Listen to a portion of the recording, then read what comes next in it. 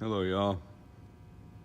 So today we're going to be putting on the frame stiffeners. I have already went ahead and did this side, but I'm going to show you guys a how-to on this side. Here is basically what you're going to need. You're going to need your frame stiffener. You're going to need some type of torch. It doesn't have to be MAP gas. I prefer MAP gas, it's hotter. You're going to need a grinder, a flap disc, and a wire wheel. And you may or may not need a hammer. Bang a few things out of the way. You're going to need a socket wrench with an extension, a 13 millimeter, and a 15 millimeter. And then I have a 15 open-ended wrench. And you're gonna need a couple of jacks. Now, under here, you have to remove your cross member. These bolts right here are 15 millimeter. And then you have 4 more in those holes there. Those are 13 millimeter. And that'll be the only thing you're gonna pull on this side. On that side right there is your e-brake cable. You're gonna need to remove that bracket as well for the other side. Now, when you drop this, make sure you have your transfer case and your transmission supported. You don't want those just falling out of there, tweaking your motor mounts and whatnot. This film here, this rubberized coating, you're gonna need to remove this. It's just for fitment. Once you're done, you're gonna want to spray paint it back. It's real simple to get off of there. You just scrape it, heat it and scrape it. That's what the torch is for. As you can see, it's real clean. It's never been wheeled hard or nothing. Who knows what this is? I don't really care. Everything's getting replaced under here anyway.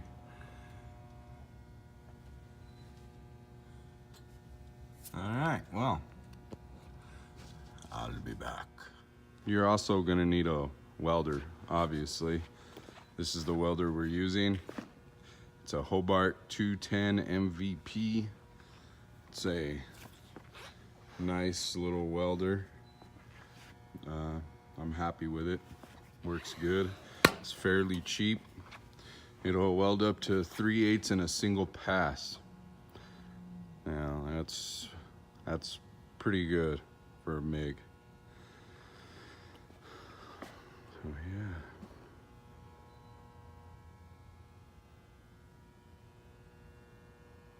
You're definitely also gonna need a face shield for grinding. Do not grind without a face shield. You will get stuff in your eye. It's gonna happen. So use a face shield for sure. I wanted to show you guys the axles, what's coming up. Here's the new high pinion Dana 30 that's going in. I already got the 410 gears for it and a True Track, a Yukon True Track. Reason being, instead of a selectable, this is a pretty weak axle. I mean, it's not super weak, but it's not super good either. This came out of a 99 Cherokee. So it's got the bigger 760 U-joints in it. Still 27 spline, but yeah. So that's why we're not going full selectable on this one. Don't want to blow it up, because this is still going to be a daily driver. Here is the 231 that's getting rebuilt, slip the yoke eliminator, the whole 9, getting swapped out. Here is the 8.8 G2 diff cover. This cover is awesome. High fill, magnets, the whole 9, drain plug, the whole 9 yards. It's a very nice cover. If you can afford one, get it. So I've already went ahead and ground off all the bracketry. on it, re-welded in where I cut into it, welded up the pumpkin to the tubes, just make it that much stronger. I didn't do a video on the cut off of the brackets. I figured that's pretty self-explanatory. I mean, there's nothing difficult about it. But, this thing's gonna get fully rebuilt. Gears and everything will be here tomorrow on Monday. So there's that. We'll be obviously doing a how-to video on all of this, all of it, including the transfer case.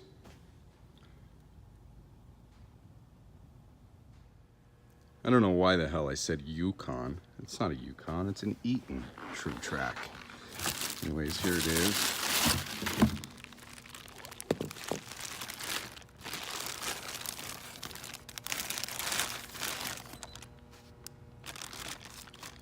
There it is, that's for the Dana 30. That will be going in very shortly. This is the Motive 410s. Save up and buy good gears. Don't buy junk. Same with bearings and everything. Those I got are definitely Yukon.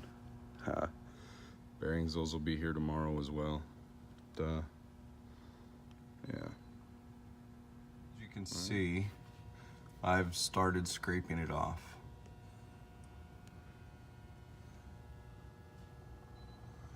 It's very easy, and I apologize guys, my actual camera broke, so this is all going on my phone for now. But let me show you guys a little bit of how to do this. Just heat it up a little bit.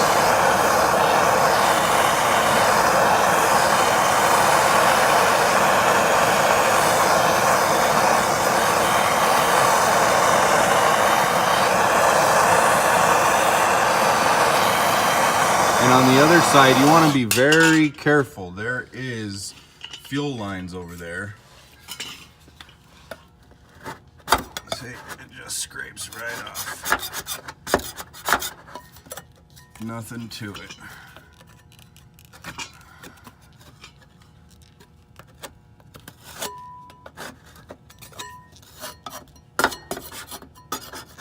This is pretty hard one-handed. And the reason you're taking this off is for fitment.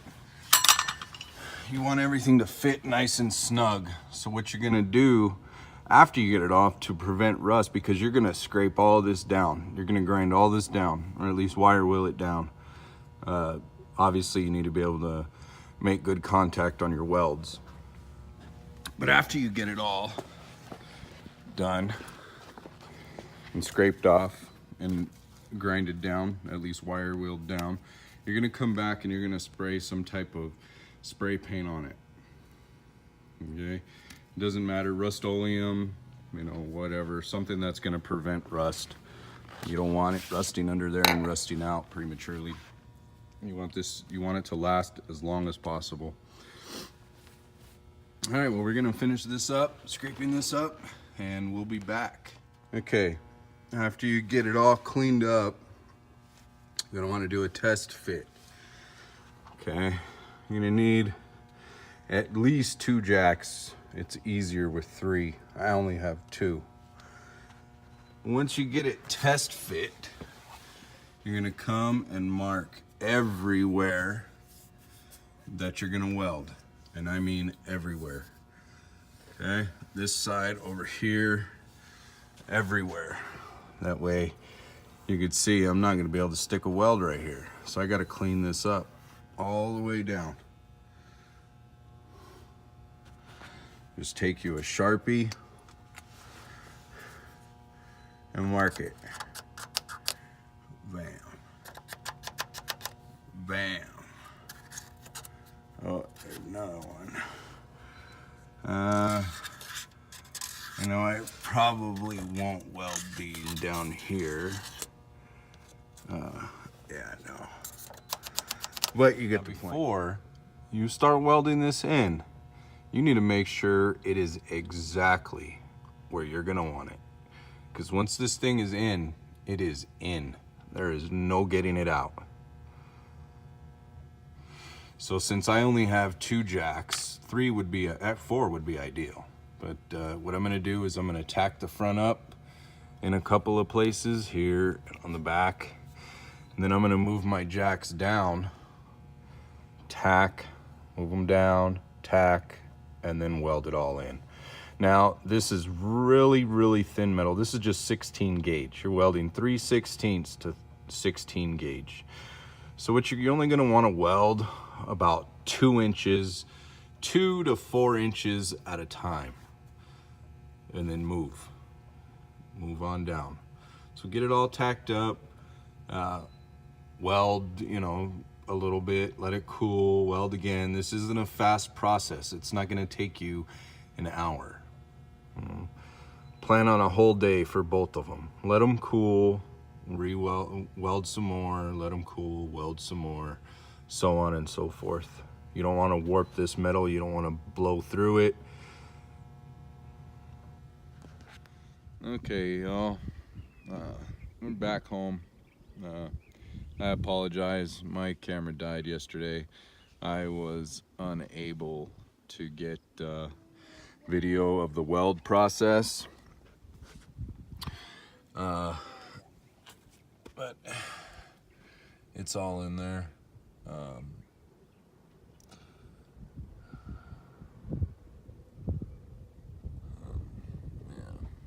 I need to come back in and clean it up. I ran out of time yesterday. What you're gonna wanna do is save this spot.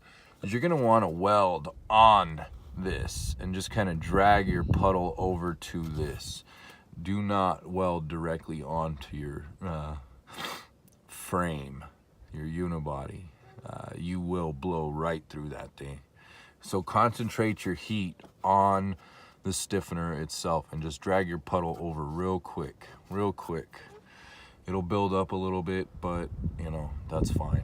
You know, you don't want to blow through the frame. And like I said in my last video, do not weld more than just a couple inches at a time. You will warp the shit out of this thing. And up here, you see this doesn't fit good.